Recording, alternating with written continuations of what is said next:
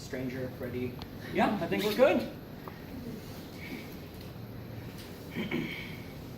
So, according to IMDb.com, 2018, Marvel's Black Panther made over 522 USA dollars.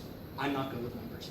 And according to IMDb.com, also, DC's Wonder Woman made over 412, 560, and $408, also in the USA. Crazy, right?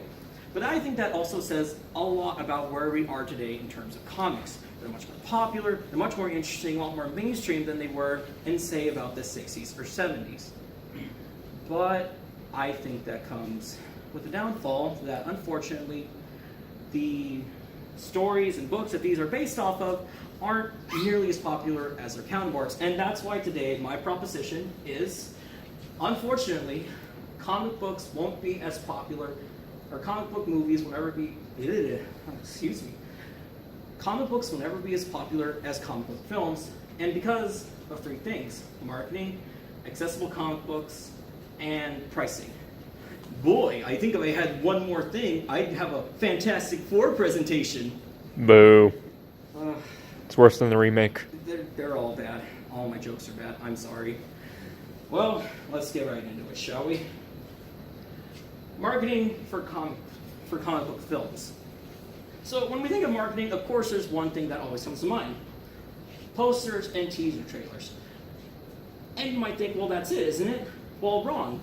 There's also merchandise, such as cardboard standees, action figures, beddings, clothing. Even when you go to the movie theater, you might get a bag of popcorn. And that's because you're looking at a certain demographic. And that demographic is not only fans, but also kids who might be interested. That when you go to the store, they're going to see these toys and probably be like, oh God, buy me one, Mom, buy me one, Dad, I want to see this. Now I get to make the cool action figures go fight each other, you know? And it's very good because of course you're going to get that exposure. You're going to bring more people in because they're going to see all this stuff. They're going to be like, huh, maybe I want to go check this out, shall we? Now, on the flip side, the marketing for comic books is very different because unfortunately the demographic there isn't as wide. It's just simply the people who are already buying these books are going to come back and buy them again. So the marketing, not only is the budget a lot smaller, but marketing items are much smaller too. You're going to have such things as posters or previews in other comic books, and sometimes if you're lucky, you're going to see like a standee at your local shop that says, hey, you know, coming out next month is Spider-Man goes to the bathroom. Or you might see, you know, the employees wearing like specific shirts that promote this. So, you know, it'll be like, hey, cool. And, you know, it kind of says a lot because, of course, you would think that these stories are very popular, but unfortunately, because of their wide range or lack of thereof, the movies are going to get that credit. And I'm going to be honest, I don't have a very good transitioning from marketing to accessibility, so let's just roll with it, shall we? Accessibility is very interesting because, of course, and I should say this, when I mean accessibility, I don't mean like, oh, well, you know, can I get it? I mean more like, how am I going to be able to adapt to this? Am I going to be able to watch it? So I want to use, for example, the Nolan Dark Knight trilogy. If you just want to watch these films, it's pretty simple. Just go ahead, take some time out of your day, and according to BingeClock.com, it's only going to take you about 7.5 hours. Now, some people, you might think, that's crazy. I'm not going to sit 7.5 hours just to watch a movie. But at the same time, all you're doing is sitting, dude. And then at that, what else? You're sitting, watching. You don't have to know anything beforehand. You don't need to know anything after. That's it. Just going to watch the movie. It's done. But accessibility for comic books is a little different. So let's say I'm a new kind of person. I want to read Batman, specifically Batman number 24, because he's going to get married. Cool. Here's the thing. I'm going to have to read issues 1 through 23 first because, well, how does he lead up to this point? And then after that, I'm going to have to read issues 25 through 44 to see, well, does he get married? Does he not? Does he use protection? Who knows? And if you're not a diligent reader, or if you're someone who's very new to this kind of thing, it's a little intimidating. Especially because you're like, well, I don't know if I'm starting in the right place, or maybe this is a few years old. And, you know, some people, it's just a death sentence. Well, in terms of being intellectual anyways. And it's unfortunate. And then, well, to access something, you gotta pay for it. And that's why we have pricing. So, pricing is pretty simple on a comic book movie. So for a Blu-ray, let's say Iron Man, according to Barnes & Noble, it's about $9. And if you want something like the 25th anniversary of Batman, with the best Batman, Michael Keaton, mind you, it's about, come on, stupid clicker. Oh, there we go, it's 15. I'm not good with this, I don't ever do this by myself. It's $15, and even like a new film, like Guardians of the Galaxy Volume 2, about $19, also cited from Barnes & Noble. And that doesn't seem too bad, you know, $19, $20, you know, I mean, that's the price of about like an average meal, but not too bad, you're not going to think about it. So, comic book pricing is just a little bit worse, or not too bad. So let's look at all these comics right here. How much would you average them? $1, maybe $2? Well, depending on what it is. There we go. It could be about $2.99 to $3.99, according to the Cost of Comic Book Hobby from Billfold.com 2015. And some of you might think, well, that's not too bad. It's a book, you know, you're going to get a few pages. Hey, who cares? But let's go do some math, shall we? So let's say I'm going to walk into a local comic book shop. Thanks, dude. And I'm going to buy, I don't know, Spider-Man versus the Republicans, I guess. I don't know which blues. And that's going to be about $3, right? Okay, $3. But then you realize, wait, there are like 10 more issues behind this. So take that 3 and then times that by 10.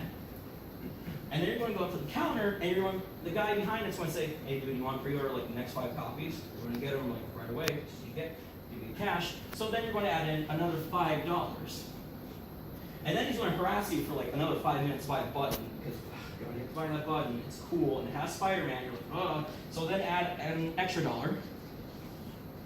And then you're going to have to pay an extra 10 cents because you know you're not going to carry those out with your own hands. You're going to put them in a damn plastic bag, and you're going to be like, I'm not going to let these slip around my car. So 10 cents. And do you know what that equals? Too much. And I know that seems weird because I didn't do the actual math, but think about it. You're going to pay about $20 to $40, honestly, when you get a nice stack of comics.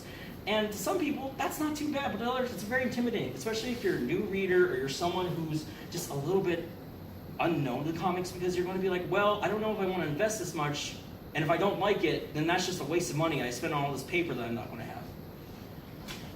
And again, it's just another intimidating thing. And, well, the price isn't always right, huh?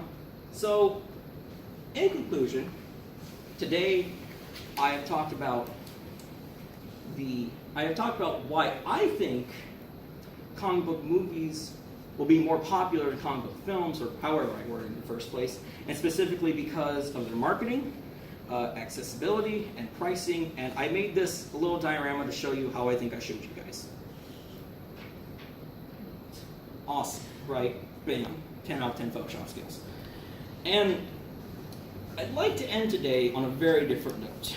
No sentimentalities, no go ask you to do something. No, I'm going to do something different.